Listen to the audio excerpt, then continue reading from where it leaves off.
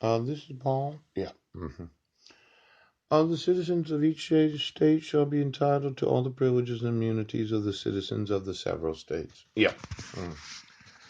Article 4, Section 2. Yes. For every citizen in every state, yeah, that is accused of any crime that you yourselves do know that you didn't commit a crime. Yeah.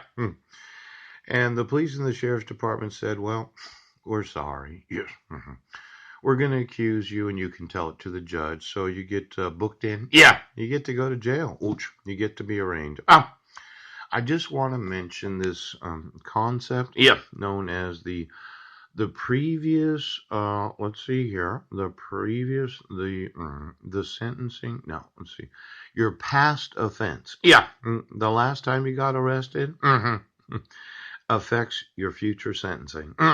Now, quite possibly there's hundreds of millions of dollars of unnecessary taxpayer funds being used to support a prison population where hundreds of thousands of inmates, had some experience in their past, where the public defender, the prosecuting attorney, or the judge, not caring about what happened to them, decided to plea bargain them. 95% of cases. And to get out of jail thinking they'd never committed another offense, they agreed to whatever it was they had to do to get out of jail. Now, I'm suggesting that we as a nation are spending hundreds of millions of dollars unnecessarily on sentencing that is based upon some sort of tort injury of the police, the sheriffs, the FBI, the public defenders, the prosecuting attorneys, or the judiciary themselves. Because they just don't care. They're just another number. And they don't want to take the time to find out if you actually did what you're accused of. Now, for every cop that did one of these interviews, issued a probable cause arrest, every citizen in the United States has the right to not be accused of a crime if you have the evidence that they did not commit a crime.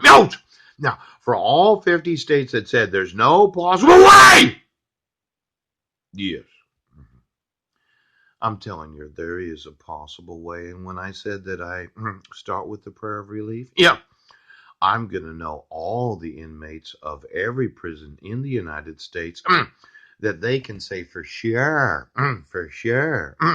I went to court 10 years ago, and the prosecuting attorney brought up some crap about me. And the judge sitting there having to have a caseload, said, well, we'll just have to give you an extra year in prison. Not thinking about the expense to the United States of America. Now, I would say that there's hundreds of millions of dollars of unnecessary expenses because somebody from the age of 14 to maybe 30 years old agreed to sign a document to get out of juvie or jail, not realizing that sometime in the future they would commit an actual crime. And because of what they had signed 5 years before, cost the taxpayer an additional 2 to 5 years in prison. Now, I think there's that much money involved.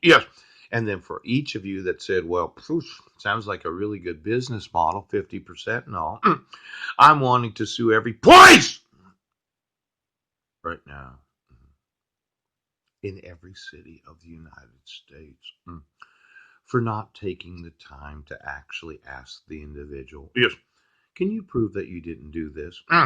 Now, as soon as they can show you the evidence that they didn't do something, you have an obligation to not have them arraigned. And for all of you that said, well, here's your Miranda rights, and then I want to ask you what you were doing. And you said, well, just not good enough. We're going to go ahead and have you arraigned, and then we're going to appoint a public defender. And they're going to squabble over the validity of the protection order instead of the actual evidence. Where I said, well, even though the protection order is fraudulent, we can see the forgeries. There's this real evidence. That I